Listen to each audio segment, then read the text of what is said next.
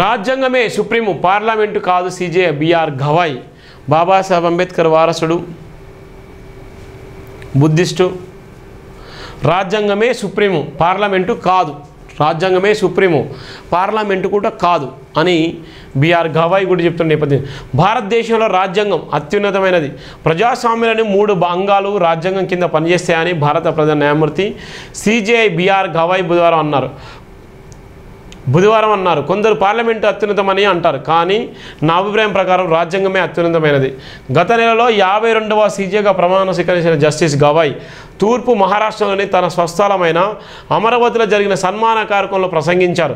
ప్రజాస్వామ్యాలను 3 శాఖలైన కార్యనిర్వాహక, శాసనసభ మరియు న్యాయ వ్యవస్థలో ఏది అత్యున్నతమైనదో ఎల్లప్పుడూ చర్చ జరుగుతుంది.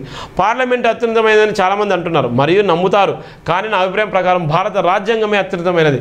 ప్రజాస్వామ్యాలను 3 అంగాలు రాజ్యాంగం కింద పనిచేస్తాయి అని సీజే అన్నారు. రాజ్యాంగంలోని మూల నిర్మాణం సిద్ధాంతంపై సుప్రీంకోర్టు తీర్పును ఉటంకిస్తూ రాజ్యాంగాన్ని సవరించే అధికారం పార్లమెంటుకు ఉందని సీజే గవాయ్ అన్నారు. అయితే రాజ్యాంగం యొక్క అసలు నిర్మాణాన్ని అది మార్చదు.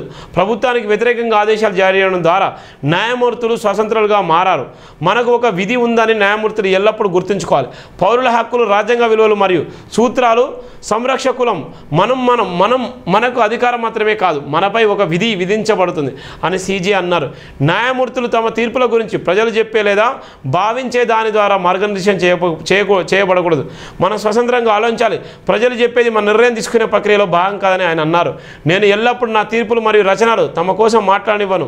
రాజ్యాంగంలో పొందుపరిచిన ప్రాథమిక హక్కుల కోసం నేను ఎల్లప్పుడూ నిలబడతాను అని సీజే అన్నారు. తన ప్రసంగంలో ఆయన తన కొన్ని తీర్పులను ఉటంకించారు.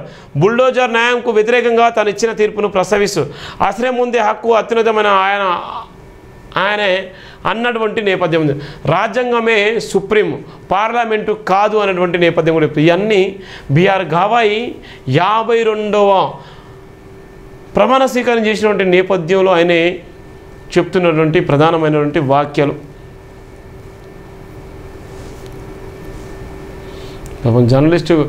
జర్నలిస్టు కుటుంబాన్ని పరామర్శించిన మాజీ మంత్రి ఎర్రబెల్లి దయాకర్ రావు.